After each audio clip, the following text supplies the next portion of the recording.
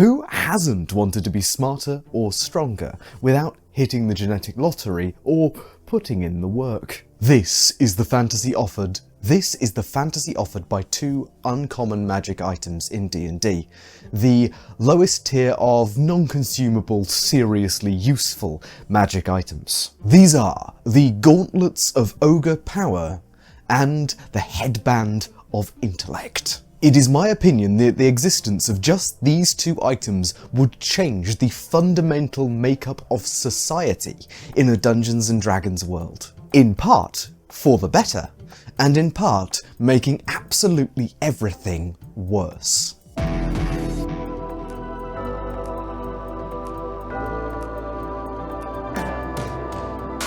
Let's discuss what happens when any random person can become superhuman. So to start off, both of these items work very similarly. On attunement, your strength or intelligence ability score is set to 19, taking no effect if that score is already over 19. Some people may at this point be shouting at the screen saying that the Amulet of Health does the exact same thing, which it does, but it is a rare item, not an uncommon item, which drastically affects its availability in your average D&D world. It boosts your constitution, and we're going to be discussing it a bit later anyway, the same time we discuss belts of giant strength. I'm tackling the Gauntlets of Ogre Power and Headbands of Intellect for most of this video because they are uncommon items, which means you may well see one or two of this level of rarity item in a random local village somewhere, or even more than one or two uncommon items if we're taking D&D's published adventures as a guide for distributing loot.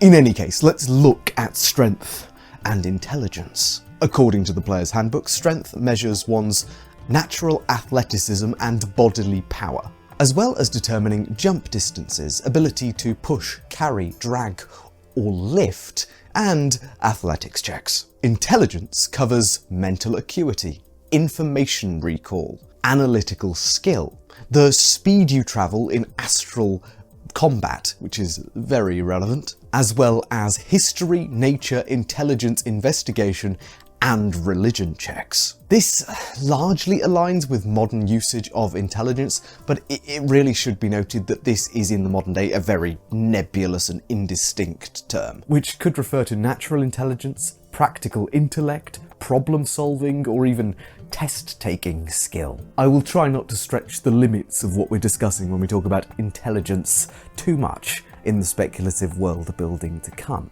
But let's start with strength. We see throughout history warriors and kings who succeed despite withered limbs, weak legs, or lacking strength in old age. In a fight, when fully armoured and wielding a weapon in your hand, strength is legitimately the only important stat that one needs to be a menace on the battlefield. Strength determines if you can wear the heaviest and most protective of armour, and it also determines how hard you hit with whatever version of big stick that you are intending to strike people with. It is very possible that a weakling warlord may choose to focus on endurance and tactics far more than actually beefing up their body to be ready to wear plate armour and wield a heavy weapon, because strength can be attained at a moment's notice. Or an hour's notice, technically. Of course, proficiency in the tools you're using is still incredibly important, so they will need some level of training there. But with the ability to counteract the effects of old age, infirmity, physical frailty in all of its forms, we may just see knights and kings and warriors alike being strapped into heavy armour and gauntlets of ogre power by their squires well into old age and infirmity. It's worth noting here that 19 strength is on the limit, the precipice of human ability. You literally have the strength of an ogre. There are vanishingly few people in a D&D world who can legitimately claim to have the strength of an ox. In fact, oxen have 18, so people with disability are stronger. Looking at this another way, it's likely not just the old and infirm that are strapped into these gauntlets and sent off to war, but it's also possibly the children and scions of grand houses and nobility who need a little bit of a strength boost in, pre-adolescence. A sad truth of history is that oftentimes we do see young people heading off to war, oftentimes because of familial obligations, and boosting a weakened pre-adolescent person to the status of a legendary warrior through a simple magic item is a great way to ensure that your family still has an heir when the battle is done. Gauntlets of Ogre power are not just useful for warriors at war, though. Their fundamental ability to empower a creature is incredibly useful in manual labour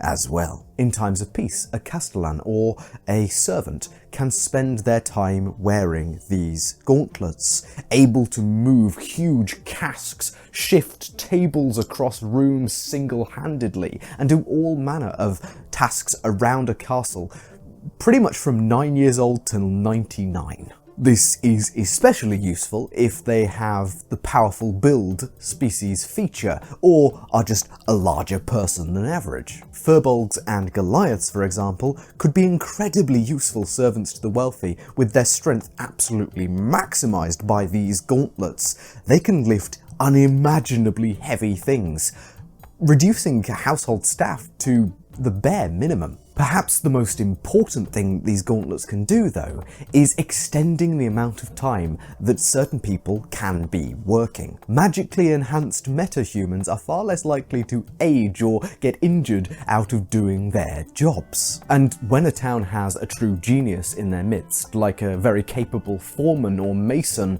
these gauntlets ensure that they aren't going to age out of their profession, at least in any physical sense, or, take any of the tolls of regular repeated strains that might wear on a weaker body. This ensures that very competent people can hopefully escape early retirements or early deaths in the field of work, keeping them useful for their communities for much longer, potentially doubling the active time that these people are able to work at peak efficiency. Lastly, there is also merit in giving the Gauntlets of Ogre power to smaller individuals as well. In cramped environments like mines, children were often used historically, due to their smaller bodies and abilities to fit in smaller spaces. For negotiating a recently collapsed tunnel or making your way through to work on a very low coalface, there can be few better solutions than a 12-year-old with the strength of a werebear. Other than perhaps a 12-year-old who is a werebear, who might actually be immune to tunnel collapse depending on your ruling on werebears and taking physical damage from the environment. There is that whole lycanthropic curse thing, though. Now, I need to promise here that I've not got some sort of weird thing about children in the workforce or children as warriors. The thing is, if you take a small person and a regular person, both of whom are enhanced to the exact same strength by magic, it actually doesn't matter whether you're small or medium-sized for your ability to lift or drag or move things, meaning that someone who can fit in a smaller space is just better in the majority of cases. Of course, in a diverse enough fantasy world, you can substitute these smaller folks for smaller species, like goblins, kobolds, or gnomes, although giving these first two the ability to just lift a cow over their heads seems like a recipe for disaster. In general, though, the biggest positive effect of the Gauntlets of Ogre power being used is to extend the working lifespan of those massively important members of the community, such as the greatest stonemason in the land, for a lot longer, or being given to kings, noble knights, or warriors to shore up weaknesses and deficiencies in their overall strength conditioning, allowing them to wear heavy armor and wield enough weight behind their strikes to survive a battle. In fact, this single tactic may actually justify the use of plate armor in a world of heat metal, as it is the simplest way to turn a universally mediocre fighter into an absolute powerhouse, quite literally overnight. Now to the Headband of Intellect. there's a few things that make this item a little better than the Gauntlets of Ogre power. Not least because it simply makes you better at various important things like research, investigation, learning things, or recalling things. From history, we learn that the only thing worse than being perceived as a poor fighter in a pre-Enlightenment monarch was to be perceived as stupid. Being proclaimed an idiot is really a death knell for a medieval monarch, especially if word gets around to other countries and courts. Your advisors are more likely to plot your downfall, abandon you for a young upstart claimant to your throne, betray you, or try and manipulate and coerce you into following their plans. Now, nobody wants to believe they're an idiot, but just in case, there may well be a certain magic item stored in various storerooms around the world that may or may not be in use by certain rulers that can afford it. But it's a headband. Now, of course, you can just choose to reflavor this, but I like to try and work as close to the rule text of 5e as possible. It's hard to hide a headband, unless, say, you stitch it into the lining of a crown. Shockingly, with just 2 uncommon magic items, we can now legitimately justify circular-style medieval crowns and warrior kings wading out into battle wearing full plate armor.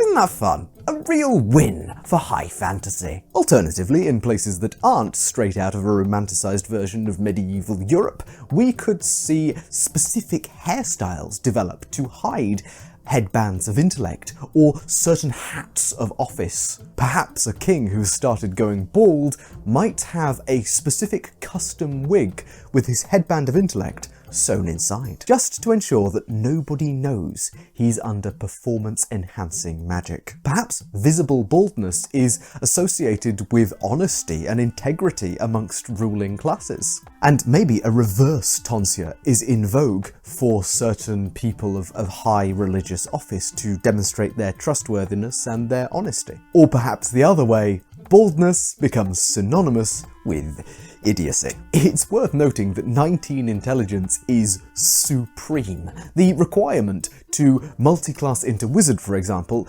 is only 13, which does actually raise an interesting question. Can you use this temporary boost to begin a new career as a wizard? Sage advice says no, but I say while you're attuned to and using the headband, you have the exact prerequisites to multiclass into wizard. It's up to the DM, of course, but there is a broad spectrum here. From these items strictly not providing those requirements to multiclass, to your magical skills disappearing when you're no longer attuned to the item, or a ruling which says, yes, it allows you to multiclass into wizard and gain all the wizard skills, which will persist even after the headband is taken off. However, if you do not meet the 13 intelligence requirement to multiclass out of wizard, you can never gain another level. In the first case, the headband would be used just to make people smarter. They would be more competent rulers and tacticians. Merchants would really fight over headbands of intellect. And some scholars, philosophers and thinkers might be very careful to keep their wig on. A phrase which gains a very, very fun double meaning if we take the cultural effects from earlier. If the second case is true, you may see veterans and warriors take their place as aides at the king's side. A ruling council with the benefits of vast military experience, impressive intellect, and potentially even the ability to use wizarding magic. These headbands are best used on people who have all of the skills and experience already, but haven't necessarily got the intellect to back it up. In this case, while trusted by the monarch, these advisors gain grand intellect and vast magical power and prowess, all of which can be taken away at a moment's notice if the advisor displeases the king, both the intellect and even the ability to cast their spells, if that is the ruling we're using. In the final case, where magic can persist even after the headband is removed, we may see them used and loaned far more widely. Veterans, guard captains and nobles may find themselves with a tutor arriving from the king at their doorstep with a certain special headband for them. The king can use these headbands loaned out to kickstart magical education among the most important people in his populace. But what's the point, you ask, if these people don't have the intelligence to be capable wizards once the headband goes away? Firstly, I'd wager that for someone with a supreme intellect of 19, they're going to find magic a pretty quick study, considering people with an intelligence of 13 and lower can eventually learn magic.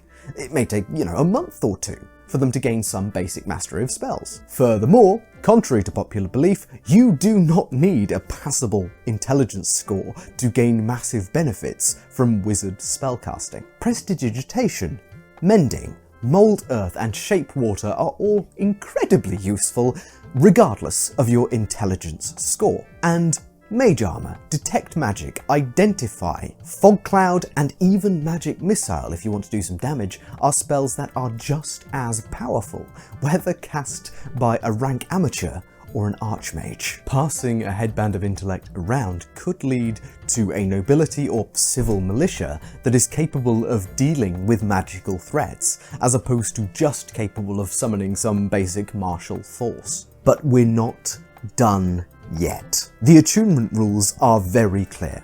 To attune to a magic item, you must be in contact with it and focused on it for the entirety of a short rest. Magic items can resize to fit the bodies of various creatures, including non-human creatures, which is at reasonable discretion, but applies specifically here. Gauntlets are hard to justify being worn by non-humanoids. But a headband? Well, most creatures have heads. Iron golems are not smart. Indeed, most of the man-made constructs in the Monster Manual have little intelligence to speak of at all. Golems are often referred to as blindly obedient in the Monster Manual, partly because they have an intelligence score of 3. Boost that to 19, and who knows what may happen. This does bend golem lore a little bit, which does describe them as only able to follow basic instructions. But what about creatures like drakes? The drakes presented in the Tyranny of Dragons adventure are capable guards, capable fighters, and even mounts. And yet they are hampered by pitifully low intelligence. However, they do understand Draconic. Therefore, you can give a drake a Headband of Intellect, and it can now patrol, make decisions, and judge threats and concerns far better than any regular guard. They can investigate and follow clues, all the while not being able to be easily distracted by having a slab of meat chucked at them. Beasts, plant creatures, really any creature that can be communicated with competently could make a very valuable ally when given a Headband of Intellect. You can convince such a creature to attune to it, essentially. All it requires is telling them you'll reward them if they spend an hour holding and focusing on this particular headband. This is also true of the belts of giant strength. A belt is arguably even easier to wear than a headband, and these items can boost a character's ability score beyond 20, which is the normal limit for most player characters. Using our trick from earlier of utilizing smaller creatures to get into tight spaces and boosting their strength, a rat, a tiny creature boosted up to 25, for example, has the ability to carry the average British man, give or take like 500 grams, or alternatively to drag 2 full-grown British men. Of course, belts of giant strength are rarer than uncommon items that we've been discussing so far, but if given to a trained rat or a trained pigeon, they could become perhaps the greatest search and rescue tool in existence. Especially if they're able to investigate and make decisions using their 19 intelligence as well. We should probably also tackle a topic more controversial than working children, which will bring us eventually to our discussion of the Amulet of Health. And that is disability. Throughout history, conditions such as deafness, mutism, nonverbal autism and nonverbal anxiety have been massively misunderstood. Oftentimes, folks with these conditions who are unable for various reasons to communicate in normal ways often end up being seen as somehow mentally impaired as well. This gives us, in modern English, colloquial uses of dumb to mean stupid, and much of the language around being stupid comes from historical descriptions of people who have been unable to communicate or act in normal ways. It took until the 1760s for someone, Charles Michel de L'Épée, to found a school for the deaf, which is also the first time we start to see a formalized universal sign language developing, largely based on prejudices and assumptions that deaf people were in some way less mentally capable of thought and language. If we see a cultural system forming where these items are used to aid people to get far beyond their skills in places that they are weak, then it won't be long before someone tries a Headband of Intellect on a deaf person, or a person with intense, crippling social anxiety. This could possibly lead to an early understanding that these conditions exist completely independently of intellectual capacity, by proving that even people with genius-level intellect can still fail to communicate in normal ways. And a capable enough researcher, perhaps also aided by the Headband of Intellect, could actually discover the rich internal world that existed throughout history that these types of people used to communicate with those around them and communicate with those who they felt safe around. This could well lead to novel perspectives from these disadvantaged groups percolating through the social fabric far faster than in our own history. And a person who is deaf under the influence of a Headband of Intellect may be able to develop an entire language, an entire sign language on their own that becomes a universalizable standard, much like the common tongue is in Dungeons & Dragons. And we can take this concept further as well. The Amulet of Health is rare compared to uncommon, so it's a step up in terms of rarity, but it is incredibly powerful. It sets your constitution to 19, and in my opinion, this could do some serious social good. Throughout history, infectious disease has been the most common cause of death. Constitution reflects the body's durability, both physical durability to assault and durability to poisonings and diseases. Immunocompromised individuals have always existed. Oftentimes they're referred to historically as sickly children, largely because without vaccines and modern medicine more generally, that was about as good as it could be expected to get for certain kinds of truly badly immunocompromised individuals. Royal lineages have died out or been under great threat due to inherited genetic conditions like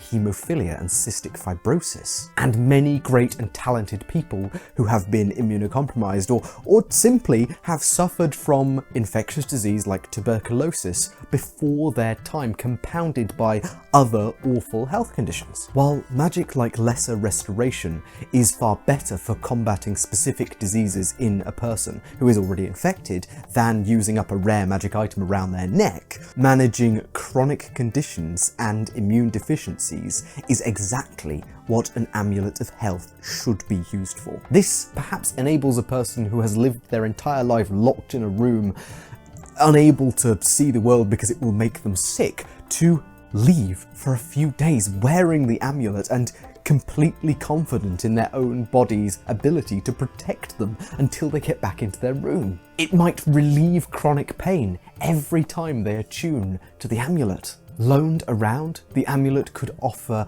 relief, however brief, from chronic pain for a variety of different people, for just a few days perhaps, but this could be a great social good. Concentrated on just one person, this improves their chances of survival immensely and can perhaps even reduce or remove the condition of being immunocompromised at all. The best use case may actually be to mix the two, with clerics or paladins of specific gods, perhaps gods of family, moving around from town to town, having an Amulet of Health as one of their holy symbols. This is to be given to anyone that their magic or skills are unable to satisfactorily cure, especially sickly children, to get them through an illness or get them through the most difficult part of life, which was childhood in most of history. And if they find someone who is sickly and has no ability to ever get better,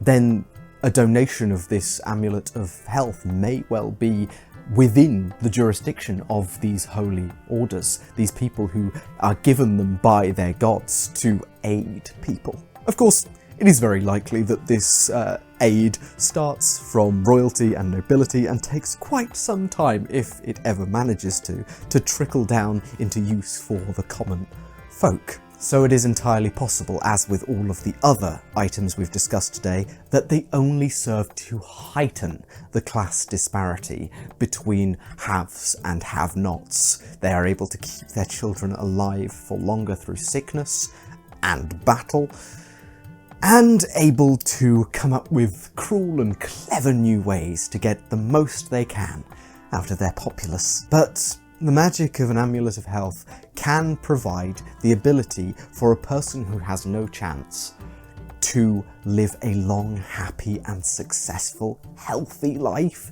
that seems to be almost an ultimate good. The thing is though, in D&D worlds, cheap or free options, if we count magic as free, to help your fellow man are far more numerous than at any point in our world's history. This might, if we're very, very lucky, lead to a world where social good and disability consciousness are actual cultural values. It might start out with nobility, the safeguarded secret, but with religion and deities that truly wish to aid the common folk.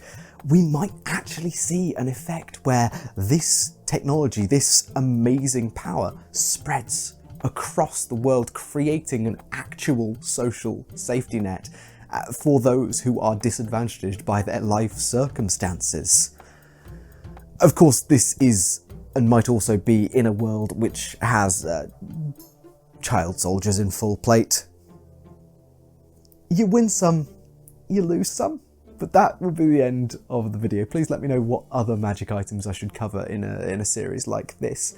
And please do all of the lovely YouTube things, like, comment, subscribe, send it to a friend, all the classics, I know, but it's important for the growth of the channel. But with all that said, I've been Tom, otherwise known as the Grungeon Master. Thank you so much for watching, and I will see you in the next video.